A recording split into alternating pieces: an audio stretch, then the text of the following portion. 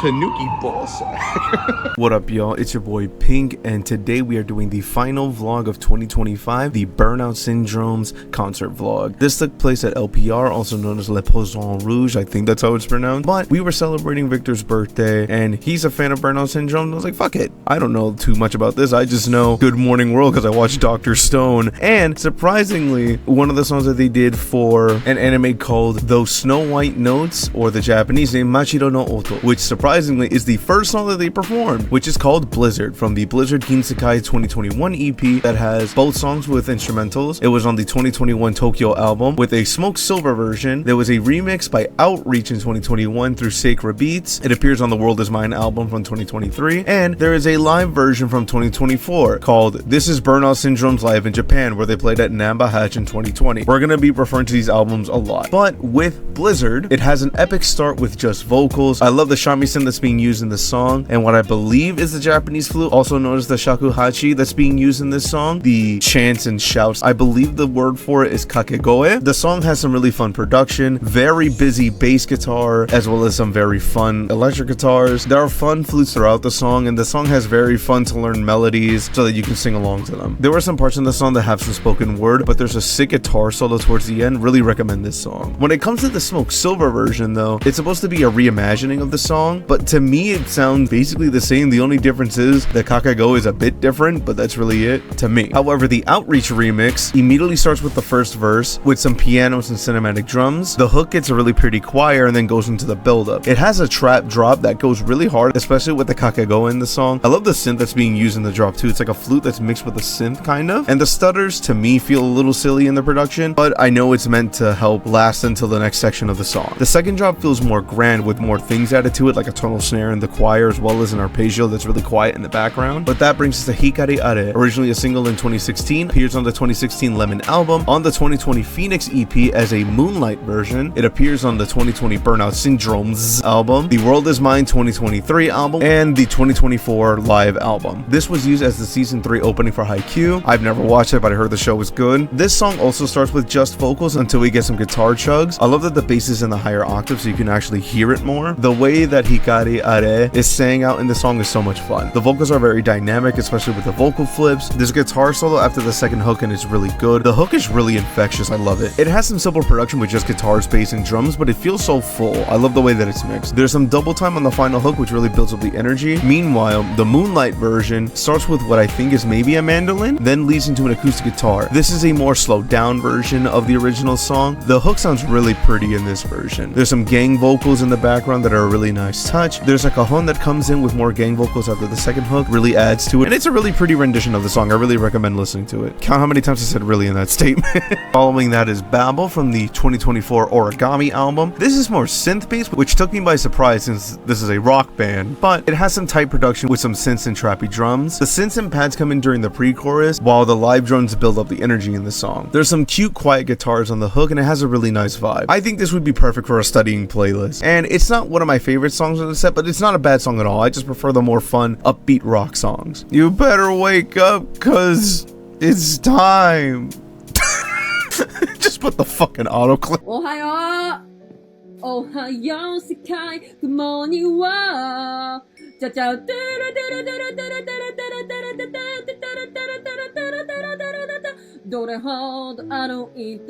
Hell yeah.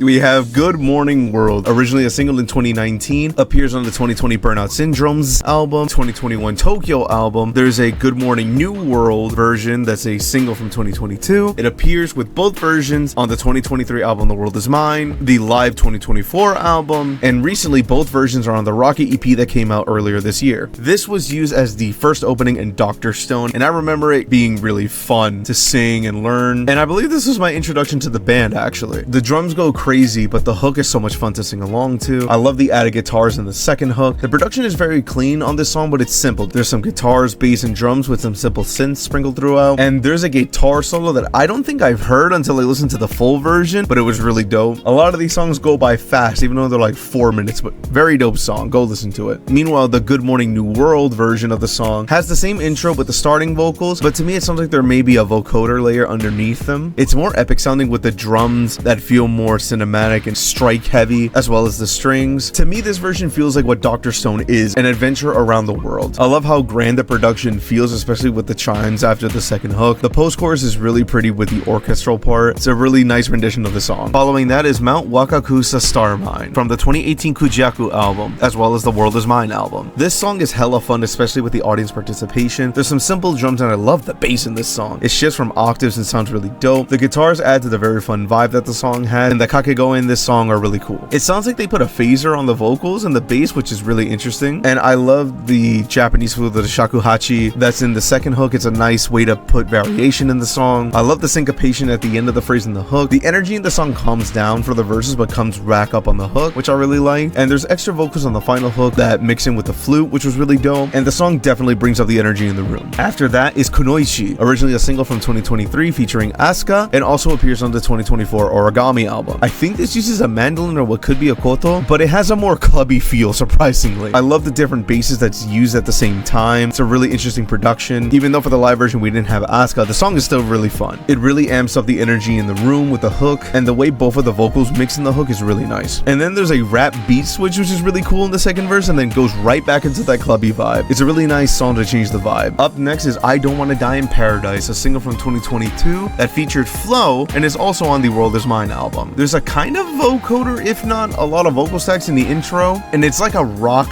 club-ish kind of vibe. The delivery in the song is more laid back from both Flow and Burnout Syndromes, and there's more synths that come within the pre-chorus. There's some reverb on the drums until we get to the hook, which was interesting. Me personally, I'm not the biggest fan of the hook itself, but the rock guitars in it are nice at least. I do like the production, even though this isn't my favorite song of theirs or the set, but I do like the flow in the second verse. I thought that was dope. This song kind of feels all over the place, but I wouldn't say it's terrible. It kind of more so feels like this is a B-side song where they threw a bunch of ideas and still decided to put it out. Really, the only thing I like on the song are the guitars, the drums, and some of the flows in the verses. But I would say listen to it yourself and give me your thoughts on that. After that is Mao, originally a single from 2024 featuring Nao Toyama, and also features on the Origami album. This song to me has what feels like an older Visual K kind of feel, especially with the piano intro. I don't have much experience with Visual K. I just heard a few songs that Victor showed me, and I had to listen to a couple for a future vlog, but I would say let me know if you agree with me or not. The vocals from Nao Toyama in this song are really nice. The synths in the hook go crazy, and I love how gritty they are with the double time drums in the hook. The song has an epic cinematic feel, especially with the choirs in the background, as well as the strings. The guitars also go crazy on this, and personally the spoken word part of the song feels a little silly, but I wasn't expecting a rap verse from Nao Toyama, and it having parts of it in English as well. This song to me feels like the music that belongs in a boss fight. It has a really cool epic feel. Nao's singing vocals are really pretty in this song, and I think there's a bit of dubstep in the hook, but it's very quick, which leads us into Phoenix. Originally a single from 2020, appears on the 2020 Phoenix album with the instrumental, appears on the Burnout Syndromes album, the Tokyo album. They have a version on the First Take YouTube channel in 2021, which is also out on streaming. It appears on the World Is Mine album and the 2024 live album. This was used as Haikyuu's first opening, which I did not know before doing research on this band. It has some really cool electronic guitars in the intro, a nice full feel even though the main guitar is acoustic in the verse. The hook to me has that memorable stickiness that makes it really recognizable, and I love the piano throughout the song in the background. It's really pretty. The hook is really fun and has some synths that come up whenever the hook comes around, and the guitar solo is really fun in this song. There's a nice post-chorus arpeggio on what I think are guitars and lead back into the final hook. It's a very fun song overall. The First Take album is really nice. They start with just vocals until the second half of the hook, and this feels more like just a live version of the song that's professionally recorded. They sound great instrumentation, and I love the slowdown that they do before the final hook in that song. After that is Hanaichi Monme, originally from the Kujaku 2018 album, which fun fact means peacock. It appears on the Burnout Syndromes album, the World Is Mine album, and the 2024 live album. This was used in Gintama as the 29th ending during the Silver Soul arc. I haven't watched Gintama except for out of context clips. It's funny as shit, but I have never watched the show itself. The song starts with instant fun. The vocals are nice and I really want to learn them. The bass is in the higher octaves in the song as well, which is really cool. The song uses both electric and acoustic guitars, and there's a vocal flip that leads into the hook that was chef's kiss. The hook is really fun and dope. I love the distortion that they put on the bass. The drums are very high energy, and whenever the hook comes on, it makes sense as to why this was used in the anime. It kind of has like that vibe. You could tell that this needed to be used for a show. I love the guitar solo after the hook, especially when the bit of slap bass, and I think there's some finger picking in the bass as well. The bridge is cool. It changes the energy before bringing it back into the final hook, and there's a key change, which is a staple in Japanese music, And I love the little electric guitar flourish at the end. And then at the very end, there's a bass note that just brings everything to a halt, which I found funny during my listen through. Up next is Melodic Surfers from the 2018 Kujaku album. I love the grunge guitars, but there's also some horns in the song. It's really fun. The vocal flips into falsetto too, those are really great. I was taken by surprise when he just started rapping out of nowhere. It was unexpected, but it wasn't bad. I really like the hook. It goes into double time. There's some falsetto flips and a really nice vocal line with some cool guitars throughout. Not really sure if this was used in anime, but I'd be surprised if it hasn't. The song also has that vibe. Personally, I could do without the spoken word parts, but it does help with the transition from the singing into the mini rap section of the song. The bridge kind of reminds me of Blink-182's Adam's song for some reason, which is really cool. I do like the feeling that it has at the end of it building up, but it just leads to an outro. I found it funny that the band made us do a wave as a crowd. Following that is Fly High. It had 2 singles in 2016. It appeared on the Lemon album, the Burnout Syndromes album with the original and a spring version of the song, the World Is Mine album with the original and the English version of the album, and for whatever reason the Origami album has Fly High but in Portuguese. This is the second opening for Haikyuu, so Haikyuu fans were eating good if you went to this show. The lead singer forgot the Japanese words because he almost sang them in English, which felt so real, so they started over and we had to fly high again. Aside from Good Morning World and Blizzard, Fly High is one of the only songs that I mainly knew was by this band, but just the intro, just the Tobet Fly part. It has some really high energy with the drums and bass with some heavy distortion. The guitars are really nice too. The Tobet Fly High melody vocal line is so iconic and fun to sing. There's more guitars that lead into a solo after the second hook, which was really dope. The post-chorus is arpeggios on 2 guitars and just hats from the drums until the bass comes in. It has some nice variation for the hook until the full one comes in for one final time. Meanwhile, in the spring version, the Tobet Fly melody is done differently. It feels kind of weird, but as you listen to it, you get used to it, and it makes sense as to why they're doing it this way. But it has a really pretty piano as the backing track. There's an acoustic guitar that joins in, and it's really pretty. There's some gang vocals and background vocals / choir that's really nice, and an acoustic guitar solo, which I was surprised that they would do in a song like this. This to me feels like a graduation song, especially when it gets to the post-chorus when it's just the choir singing, but it's a really pretty rendition of the song. Following that is Origami from the Origami album. There's some birds in the intro and maybe a toy piano, kind of weird metallic percussion piano-like instrument. It's really soft, which completely switched the vibe. There's some clubby sounding drums instead of live ones. There's some synths that come in before the second verse, and the hats kind of have like a trap feel to them. There's some bells that come in, which leads to what sounds like a music box doing the melody from the intro with some strings as well. And then after the second hook, there's what could be a mix of vocals or a synth that to me kind of sounds like Buddhist singing. The easiest thing that I could suggest it sounds like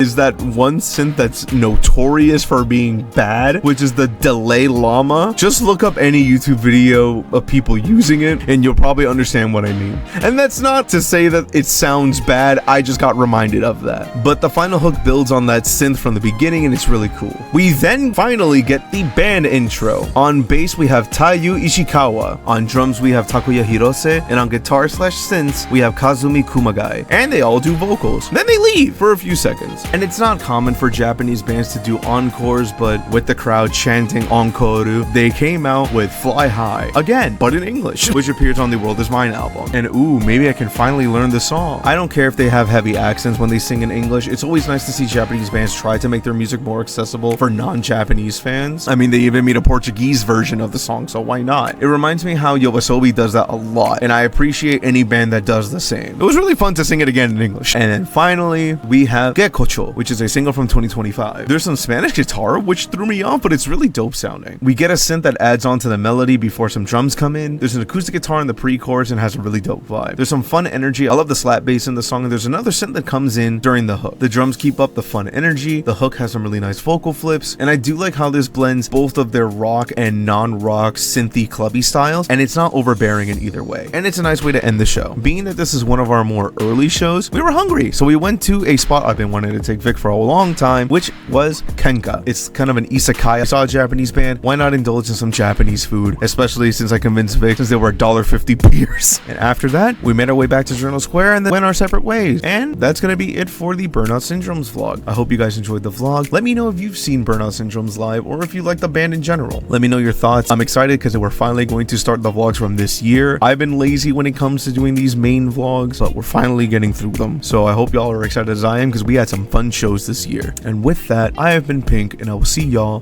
whenever.